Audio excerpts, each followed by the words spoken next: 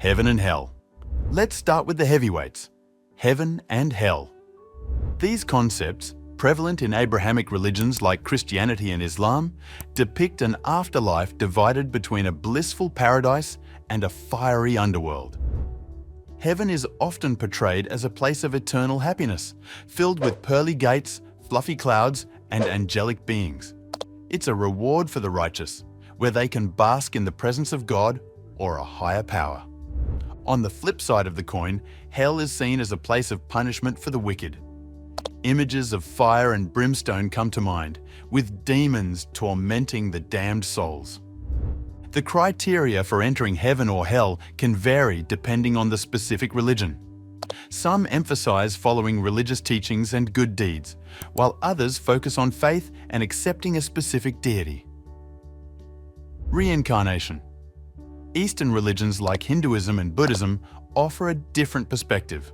They propose reincarnation, the cycle of rebirth.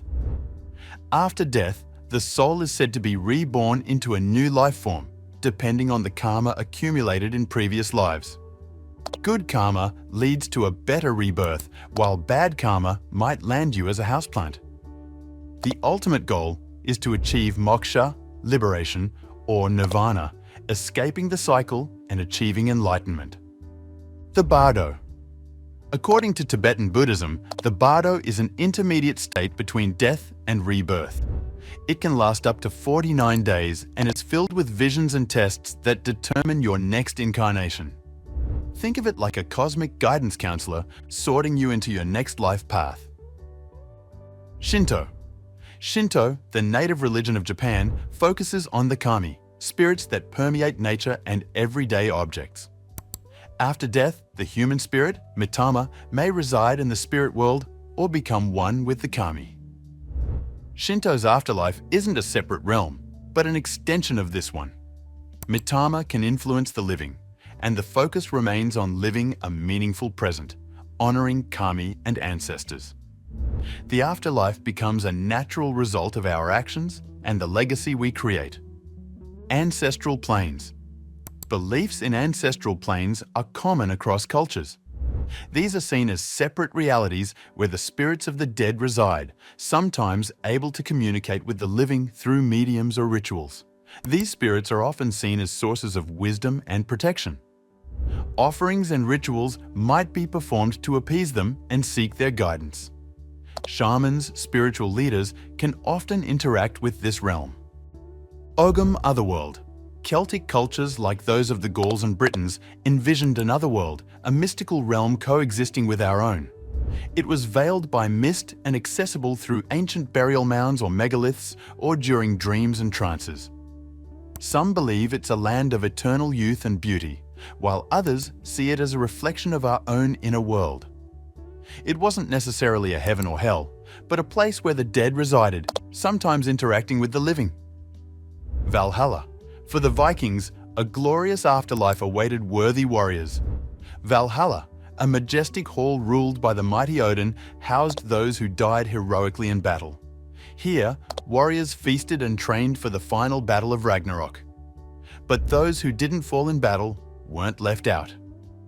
Helheim, a realm of mist and cold, awaited everyone else. Duat. Egyptians believed in a perilous journey through the underworld Duat, where the soul faced trials and weighed against the heart of truth. Those deemed worthy reached a blissful afterlife. If your heart was lighter than a feather, symbolizing a good life, you'd spend eternity farming and chilling in the beautiful fields of reeds. Those who did not pass the test were condemned to oblivion. Elysian Fields. In Greek myths, the Elysian Fields were a paradise reserved for heroes and the virtuous. Think of it as a VIP section in the afterlife, where you could chill with Achilles and Hercules. So how did you qualify? Great feats of bravery, or a life of piety and justice according to Greek values secured your spot. The Elysian Fields mirrored what the Greeks valued: heroism, bravery, and moral conduct. They believed the righteous deserved a blissful afterlife. Hades. Both Greeks and Romans believed in a shadowy underworld realm called Hades, Greek, or Infernum, Roman. Imagine a vast, gloomy place ruled by the not-so-cheerful god Hades Pluto. It was not exactly a fiery inferno, though. Here, the souls of the deceased reside, are judged for their actions and sent to various regions within Hades. Unlike heaven and hell, it wasn't necessarily a place of punishment, but rather a general resting place for most souls. Near-death experience. While science can't definitively prove or disprove the afterlife, there are fascinating near-death experience accounts that describe a sense of leaving the body, traveling through tunnels of light, and encountering a sense of overwhelming peace. The Star People. Some indigenous cultures believe our souls originate from the stars and return there after death. Death might be a homecoming to a celestial realm, with the night sky a gateway for these returning spirits. This belief fostered a deep understanding of astronomy, a way to connect with their celestial ancestry. You could find similar ideas in the Lakota and Hopi stories of the Pleiades star cluster and the Australian Aboriginal Dreamtime connected to the stars. The world soul. The concept of the world soul, also known as anima mundi, takes us beyond individual afterlives and dives into the idea of a universal consciousness. Here, the lines between self and others blur, and death becomes a transformation rather than an ending. After death, our essence might rejoin this world soul, a form of merging back into the all-encompassing consciousness. The collective unconscious. Carl Jung. Carl Jung's theory of the collective unconscious adds another fascinating layer to the afterlife. This concept proposes a deep layer of the psyche, a shared pool of knowledge and experiences we inherit from our ancestors. It manifests in universal symbols and myths that appear across cultures.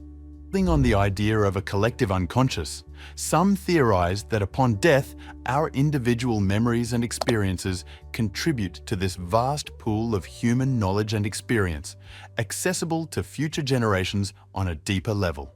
Simulation theory. Theory throws a curveball at the afterlife. This mind-bending idea proposes that our entire reality is a computer simulation. We'd be characters in a giant simulation, and death, like logging out. If it's true, then death could be like waking up from the program, perhaps into another simulated reality. The final rest. Some beliefs view death as the ultimate end. There's no heaven, no hell, just peaceful oblivion. This concept, embraced by atheists and agnostics, offers comfort for those who fear the unknown. No fiery hells or heavenly harps, just a natural conclusion to life's journey.